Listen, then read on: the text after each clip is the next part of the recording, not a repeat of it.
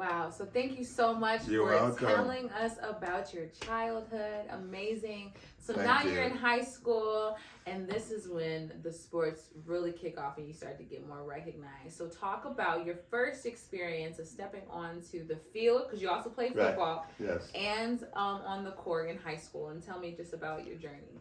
You know what? I was ever ready when I came out of Nathan Hill in elementary in the 8th grade. I mean, we won city championships, in baseball, football, and basketball. Yeah. Baseball, football, and basketball. In grade school. Okay. But, I would definitely have to mention that I grew up with and I was taught with some of the best athletes in the history of Toledo. Mm-hmm. And I have to mention a man who I feel was the greatest two-sport athlete, or three-sport athlete, or maybe four-sport athlete, because he ran track, played baseball, played basketball, and football. Wow. By the name of Melvin Gaines, okay? Melvin Gaines. Yes, he grew up on Parkdale Avenue with all of us. He was like God, okay?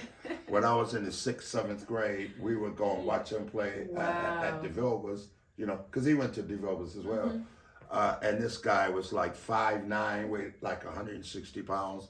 He wasn't big. Yeah. And bow-legged, I mean, just extremely bow-legged. People will recognize what I'm talking about. So I was taught, I learned from him. Okay. Because they used to have two-a-day practices, football out at DeVos High School. So I was like his fetch boy. I would go get his lunch. If he said to me, go get me that water over there, I'll go get the water, hand it to him, and I just marveled his talents. And this guy, he was just unbelievable. You couldn't stop him in anything. So I think what encouraged me. So you were around him all the time, learning. And what encouraged me and inspired me to be as great as he was, or maybe even greater, I don't think I ever was, and I still don't, was Mr. Melvin Gaines. Mm-hmm. Yeah, and then there were other mentors in the neighborhood that would, when you're younger and you compete against some of the older ones, back in the day, they didn't care how old you was. It wasn't like, oh, you're a young boy, so I'm gonna give you some slack. No. They will put it on you. Right. You know what I mean? They will put, and that I think had a lot to do with why I excelled as I did at DeVilbiss. So I went in as a freshman, played varsity basketball as a freshman. As a freshman. Huge. We competed in football as well, but this was basketball. I played as a freshman. Okay. And then it went off from there. Yeah. Absolutely. Hard work and determination. And it wasn't only me. We were a community of other great athletes. Mm-hmm. The guy that Everyone supported everybody, too. Yes. And the guy that lived a door away from me, he ended up getting a scholarship to Ohio State University. Wow. And again, most people recognize who I'm talking about. Mr. Farley Bell. So everybody. Me and him were like that. Yes. That's amazing. Because as you're speaking, I'm literally like envisioning myself in the middle of it, watching it happen, and so I just see this powerhouse of a community where it's like everyone is winning, everyone is pushing each other, like everyone is inspired. It's like a chain effect, like domino effect. Everyone is inspiring each other by going hard, and so I want to talk a little bit about the most brought up game from your high school time, which is the Scott versus the Velvets game. In basketball.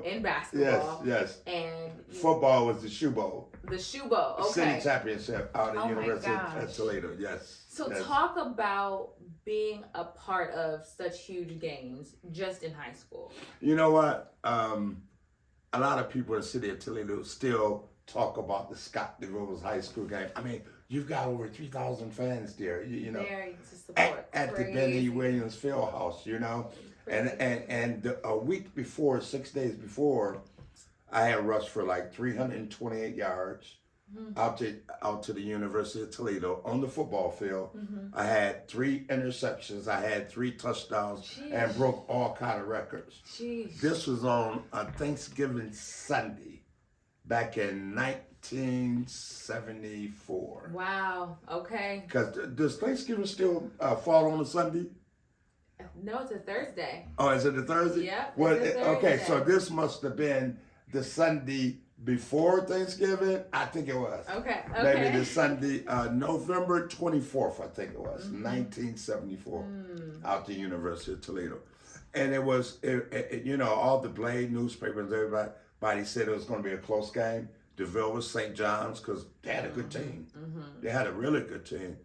And we thought, we'll see about that. We were geeked for the game, and we ended up beating them 42-20 out at the University of Toledo.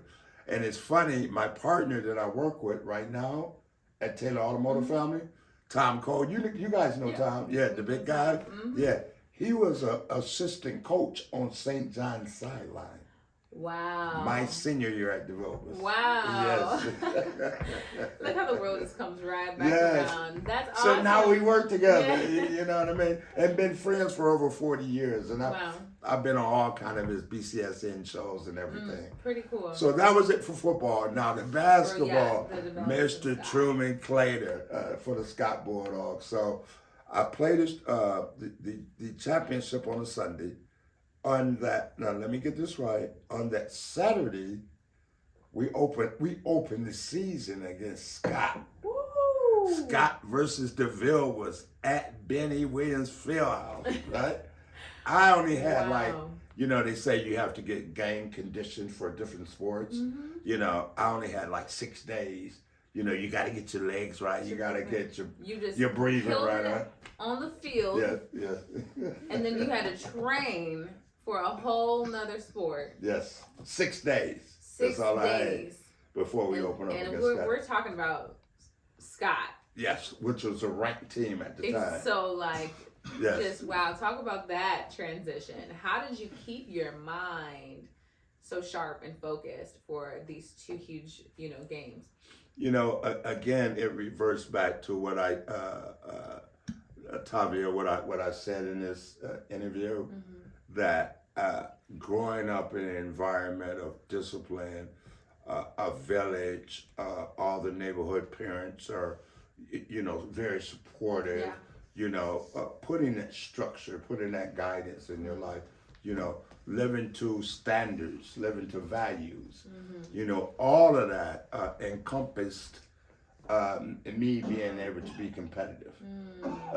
And that translated to, what I did on the football field, what I did on the basketball court. So, I think...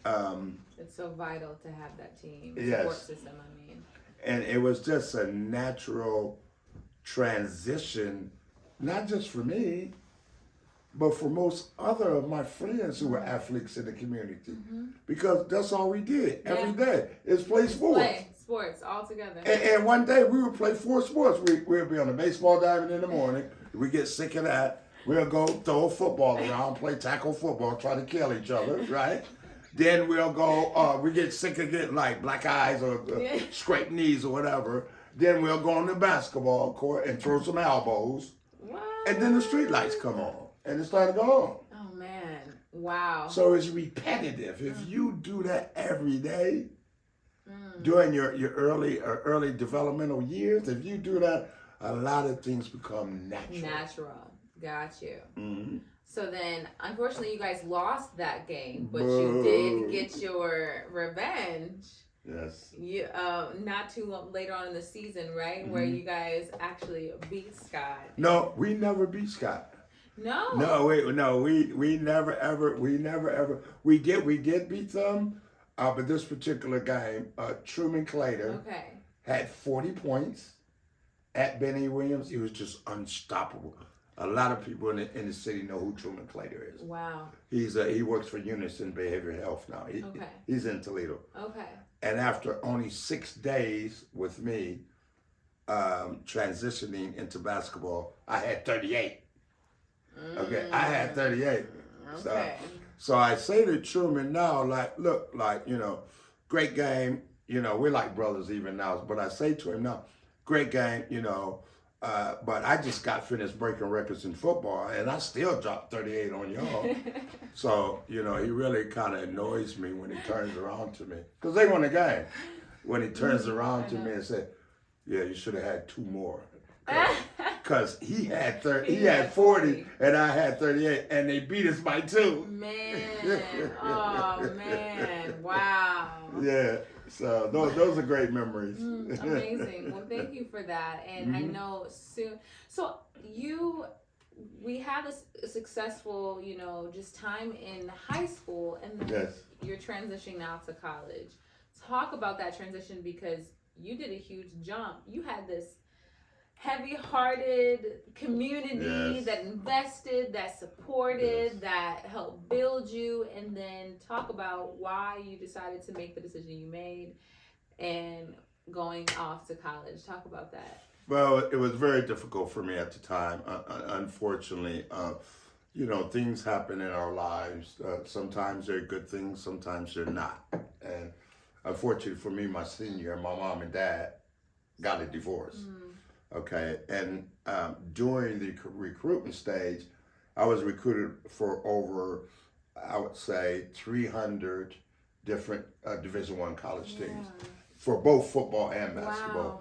It's like Woody Hayes would be. What do you do? Yeah. Yeah, he would be in our home like twice a month from the Ohio State University. Bo Schembechler, the Michigan University coach, would be in our neighborhood, right? Wow. Twice a month, and I didn't, at the time, I thought, well, so what, Coach Hayes, you know what I mean? Not realizing the magnitude of who this guy actually was. Wow. And Bo Schembechler. And then Jerry Tarkanian from UNLV flying into Toledo, Ohio from Vegas. And then John Wooden, everybody knows the doctor, the philosopher. John Wooden, UCLA coach, coached Lou Alcindor and many of those championship all of teams. these coaches are coming to you. Coming to see me, TC in Toledo, Ohio. TC. At 2012 Parkdale Avenue. So that's when I like to reflect back sometimes and think about, the magnitude and the power that we were able to develop here in our city of Toledo, right in our own villages, right in our own communities, just based on our character and our ability to excel in athletics. So yeah, I say all the time, we kind of like were the original pioneers that opened the floodgates for the city of Toledo. Yeah. Okay. And I feel good about that. Good. I feel honored about that. You should. You've been a lot of work, and so you're saying that your parents were. So how did your parents' split affect your decision for college? It wasn't. It was ill-timed. Let me just put it that way. I wish it hadn't happened like that, because maybe I wouldn't have decided to go to the University of Tennessee. Although Tennessee has been great to me, they still are. I'm going down there. And in a couple of weeks, we're having our basketball reunion, so I'll be flying down there and seeing my family down there. But I always try to advise the schools and the younger student athletes today, keep your talents locally or somewhat locally. You know what I mean? Like somewhere in the Midwest, not too far away. And I'll tell you why. This is very important. Because this is where all your bread and butter is, okay? Yeah. People know about you. They respect you. They've watched you. They look forward to following your career. Yes. You know? They do, yeah. So Tennessee really wasn't a good choice for me. And I tell a lot of people, it was very political. Yeah. Let me just put it that way. It was very political why I chose the University of Tennessee. And I don't want to really delve into it, but it was based around me making sure that my mom was going to be okay.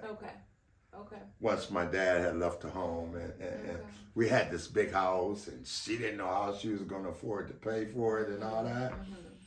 That really struck a chord in my heart, And I was like, I gotta do something for my mama. Yeah.